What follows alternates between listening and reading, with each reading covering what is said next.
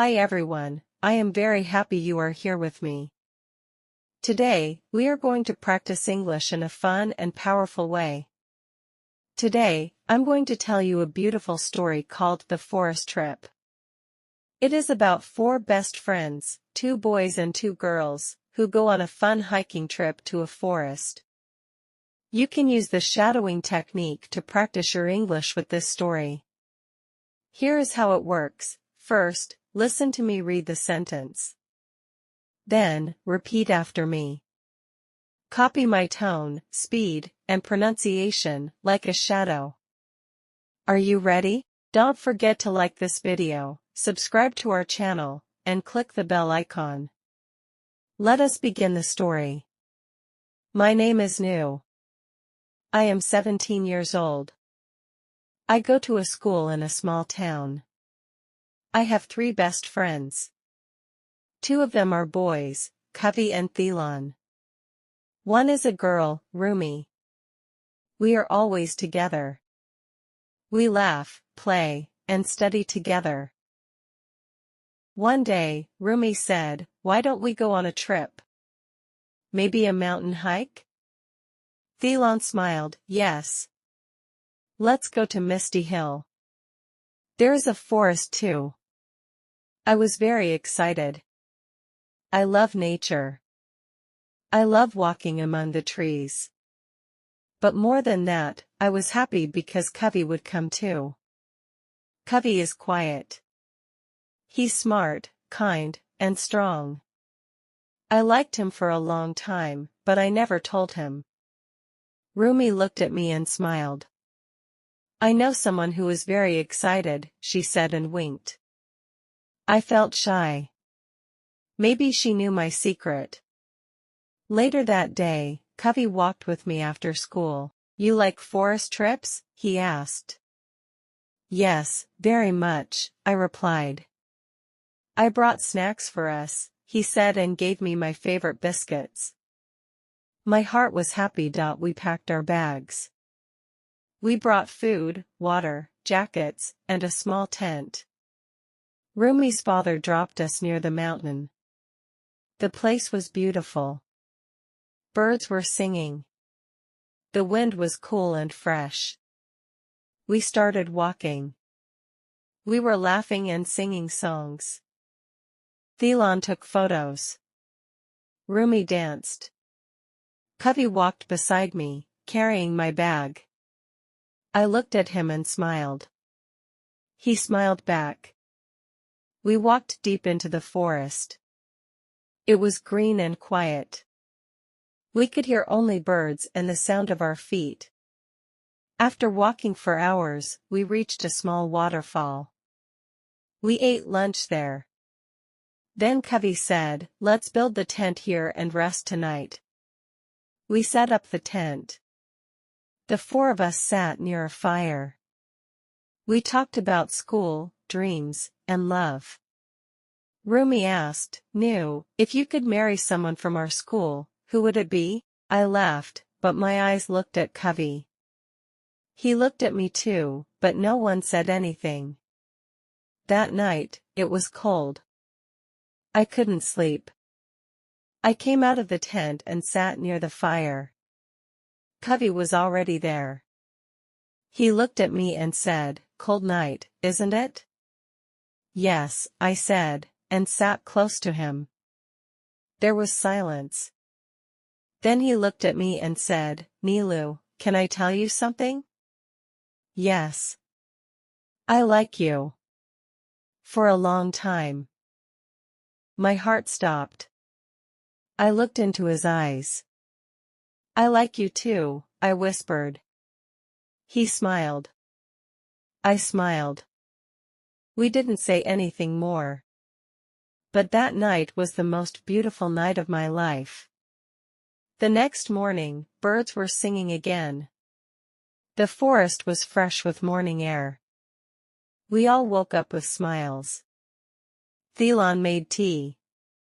Rumi was brushing her hair with a small mirror. Covey looked at me and smiled. It felt different now. We both knew our feelings. Rumi whispered to me, "So, something happened last night?" I blushed and nodded slowly. She hugged me. After breakfast, we decided to walk more up the mountain. Covey said, "There is a cave near the top. Let's go see it." We all agreed. We packed our bags and started walking again. The path was narrow now. Big trees were everywhere. There was no phone signal. We walked carefully. We laughed, told stories, and enjoyed the view. Suddenly, dark clouds came. Wind became strong. Thelon said, "Looks like rain is coming." And yes, after 10 minutes, heavy rain started. We ran under big trees. Rumi slipped. Covey held her hand and helped her up. But now our bags were wet. "We have to stop. We can't go to the cave now," said Covey. "There is a small hut we saw near the hill," said Thelon. "Let's go there." But when we looked around, the path was gone. We didn't know which way to go. We were lost.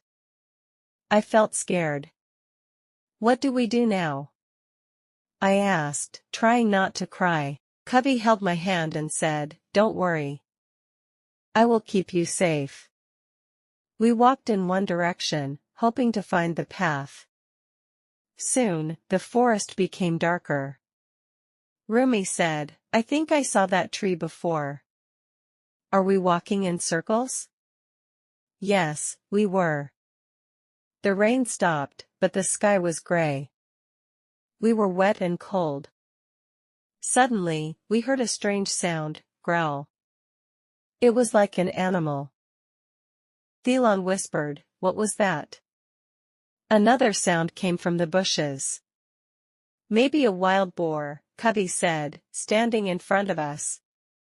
We saw something move behind the trees, but then it disappeared. We all stood close.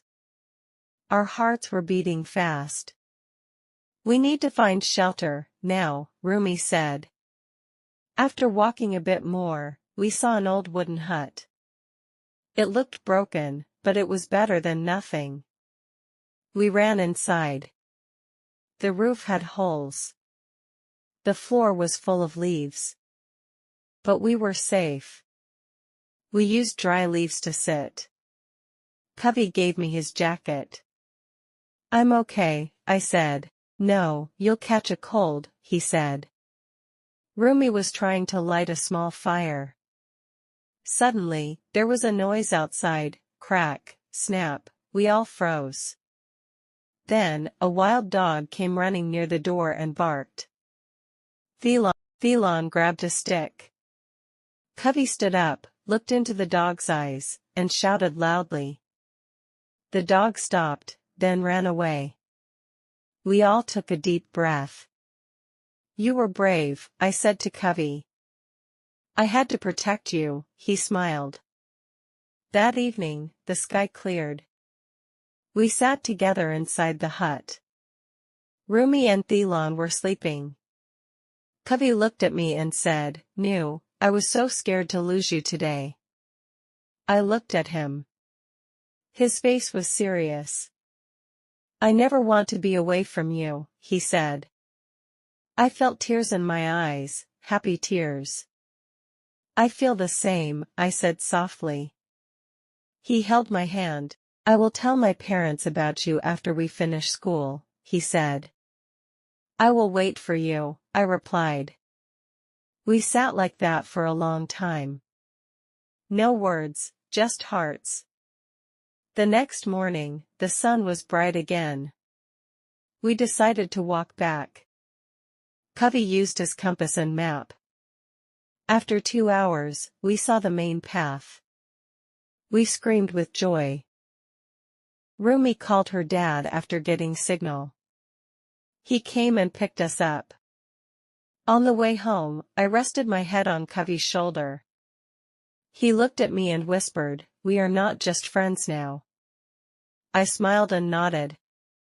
After the trip, everything felt new.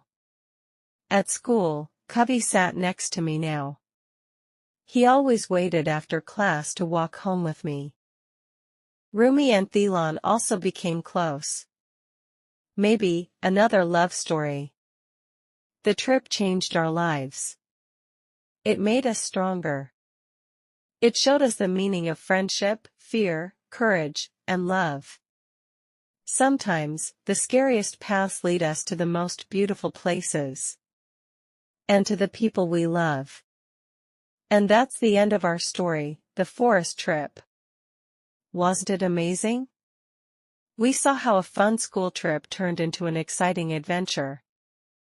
And how friendship and love can grow stronger even in the middle of a dark forest. I hope you enjoyed practicing English with me today. Remember, the more you listen and repeat, the more confident you'll become. Keep using the shadowing technique every day. Even just 10 minutes can make a big difference. And don't forget, like this video, subscribe to the channel, and hit the bell so you never miss another story. Thanks for learning with me. Bye for now. Waving hand.